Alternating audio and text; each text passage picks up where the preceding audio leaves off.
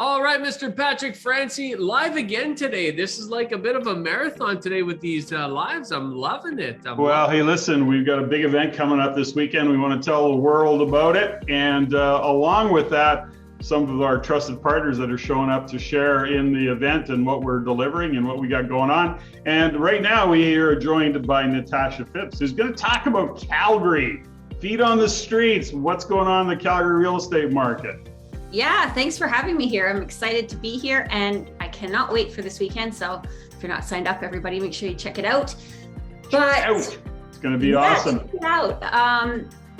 So what's going, hold on, let's slow down a little bit. Okay. I know you're a little bit under the weather, so we don't want to push the envelope here, but we've been seeing the numbers, we've been seeing the data show up. The market in Calgary looks like, I don't want to say it, is it coming back? What's going on? Because been some pretty amazing growth in Calgary this year so far. So what's it like out there? Every time somebody hints at Alberta or Calgary or Edmonton coming back, they always do it like with a bunch of trepidation. Like, is this really the comeback? Yeah. Natasha, what do you say? Well, I mean, I like to look at long-term numbers, right? A lot of people are getting excited with year-over-year numbers right now, but 2020 was an anomaly for everyone. But I like to look at that number. So the stat that Calgary had over 44% more transactions on a 10-year average last year. So that is significant. We're not just talking about year over year, we're talking about 10 years of averages and 44% more transactions. And where we're sitting at right now, which again, being hesitant to say these words, but we can now confidently say we are absolutely in a seller's market here with many areas and segments with less than a month of inventory. And so as investors, we need to be smart and strategic and not get that kind of fear of missing out feeling, and making sure that we are on the right side of things as usual at Rains. That's kind of what I want to talk about today. That's perfect. So let's talk about that, specifically, Natasha, when you look at what's happening in Calgary. I mean, oil and gas got beat down. We're starting to see energy prices come back up and that market's starting to percolate again. Having said that, the demand for jobs is different in the oil and gas industry than it has been in the past. But let's talk about Calgary and say, one of the things that we've all learned in Alberta is that we don't want to rest on that one industry. So are you starting to feel like there's some diversification in that Calgary market in terms of jobs and businesses and different industry? That is everything right now, I think. And that's what everyone wants to know is like, what is the diversification pointing towards? Is it actually happening? How are people feeling about it? And we have relied on one thing for way too long. And that, as we have learned through many booms and busts, that does not work. We cannot do that anymore. So I am really excited to see so many cool ventures and companies kind of putting down their roots here in Calgary. And I think the younger generation really understands this diversification need more than ever before. And I think that's what's giving me the confidence in these numbers and these trends, that we're not just a one-horse town anymore. We are working hard and diversifying finally. And I think that's what is attracting a lot of people to Calgary right now. Well, the other thing I think that's really attracting people to Calgary is the fact that the affordability is good, much better than other big cities, way better. And also, the work from home cohort that they don't really care if they live in Calgary, if they live in Vancouver, if they live in Kelowna, if they live in Toronto, if they live in Peterborough. I mean, they can work and they're working on their own schedule. They're working from home, and Calgary offers some great, some really, really great stuff, which all leads to a really could become and growing strength towards a great investor market, right? Natasha, at the end of the day, that's what it's all about is how are your tenants reacting to the new market conditions? So what's going on with rents? Because it's not just about the property market, it's also about the rental market. What are you seeing from that perspective? And I know you're a big investor yourself in this market. So what are you seeing out there from that perspective? I just turned over a unit actually just 10 days ago. And because I was sick, it was late putting it up and I was actually feeling anxious about it because I just kind of dropped the ball a bit. But I actually had to turn the ad off after 2 days. I had so many amazing applicants. I wish I had a dozen more units to rent. I had great people to choose from that are in good jobs, looking to put some roots down, looking to get established here in our city. So I was pleasantly surprised with that, given the time of year. And I was also able to raise my rents. So the rental market is very strong. As an investor, it's always the first question I like to ask is, who do you want your tenant to be? And most of our type of investors are looking for those good quality tenants who want to stay a while and want a decent place to live. And I think it is an excellent time. We're drawing a lot of those people here right now.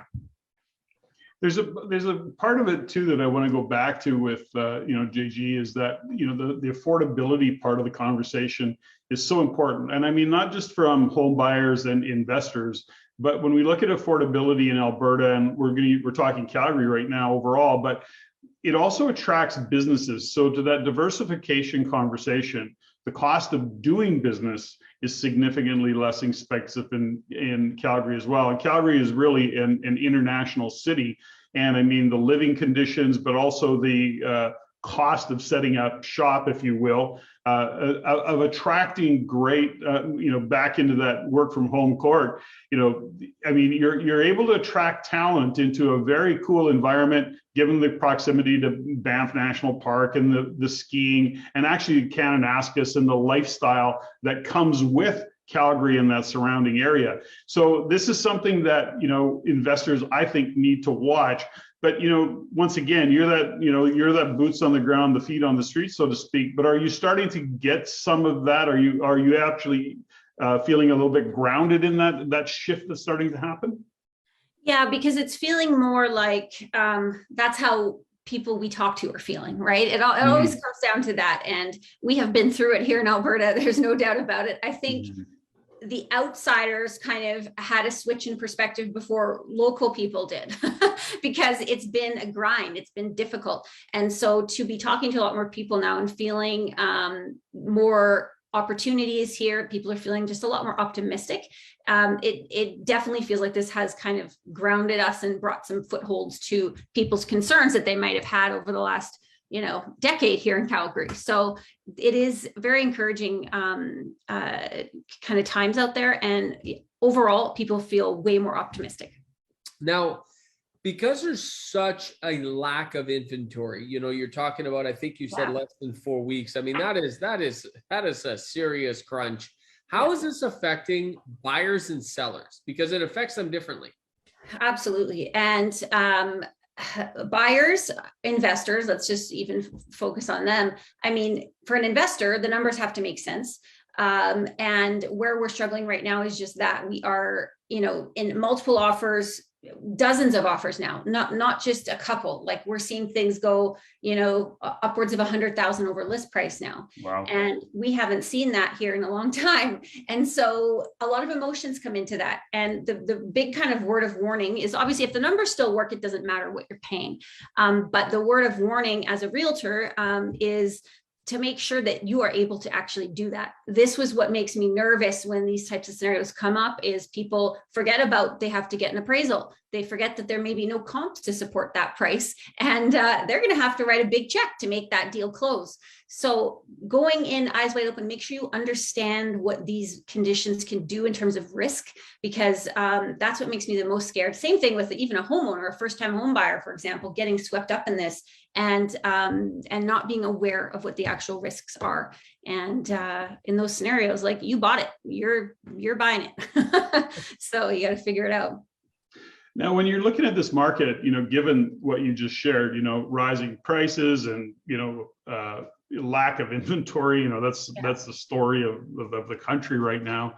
Are there some specific strategies that you're feeling are the best to approach in 2022? Yes. So as we see rising prices in any market, it starts to put downward pressure, right? So what maybe had decent cash flow 2 years ago in a, say, detached house, now we're looking at things like townhouses. Those are starting to make more sense now as prices have gone up, rents have come up. So adjusting your strategy based on whatever the market is doing. If you can have a team that has off-market opportunities, I mean, that has never been more valuable than now. And we are working very hard at that. And those types of deals are what you want. You really want to try to, or at least get in before someone else does, and have a first look so you get a bit more time to do your numbers. Even that is huge. So being prepared to pivot, it is a great time to be flipping properties in 2022, of course, because inventory is so low. And lastly, I mean, I think you can feel really good about anything that has any sort of short-term lift on it. So a great time to do a BRRRR would be, it's an amazing time to do that. Pick up something, improve it, put in a suite or do whatever you need to do to it to successfully implement that BRRRR, because we're going to see some amazing lifts in property values this year. And it's a great time to take advantage of that. I don't want to put you on the spot, Natasha. Sorry, JJ, I know you were going to ask a question, but I just want to go back to this in terms of types of properties. You know, earlier, late 2020, earlier 2021 for sure, you know, you were looking at you'd worked out some great deals with some builders and had some great new product on, you know, that actually cash flow was new. You provided property management. And are those deals still available, or are they starting to get real thin? So they're getting harder and harder to find. We do still have them available. They're priced much higher now than they were a year ago. They do still work, absolutely. But the timeline is 2 years now. So if you write a contract today, I'm going to tell you early 2024 will be your closing date. So if that works for you, then those are still amazing, you know, easy off the shelf. We have all kinds of incentives around them, but there is very limited. We literally have one community right now in all of Calgary that we are working on this with. So it is slim pickings, but they do work. And given that the city of Calgary is, you know, still in need for the foreseeable future for legal secondary suites, I cannot see that changing in 2 years. I think that'll remain a pretty solid strategy. Yeah. Right. Awesome. You know what I love about this, though, Natasha, because I know exactly the deals you're talking about. You and I looked at them ourselves, and I know a lot of investors looked at deals like that, and him and hawed and made debated and ran the numbers, and they did all the various things. And now it's funny because now you start talking about what are they, probably 100 grand more, 50 grand more? You know, they're 50 to 100, at least 100 grand more. And now it's not 1 year, it's 2 years. So but when you said that, it just brought me back to like, wow, how fast a situation can change when 8 months ago, you're looking at these deals and you're hemming and hawing. And today that opportunity is out the window. It's costing you 100 grand more. It's taking you a year longer. This is why, Patrick, you and I talk about this all the time. The art and science of decision-making is so important. It's such an important skill for real estate investors to get to learn and practice. Absolutely. I have so many calls being like, damn, I wish I would have moved forward. Because now people are in a situation they can refinance almost, you know, within that first year of closing, people that bought a year to 18 months ago. So. Well, those that pulled the trigger on that deal a year ago that are just getting their property now, or probably quite frankly don't even have their property now. They made 100 grand while waiting, and you know, this is that. And Patrick, I know you and I are on a pre-construction bender right now because there's a lot of people talking about pre-construction, and it's got to be done right.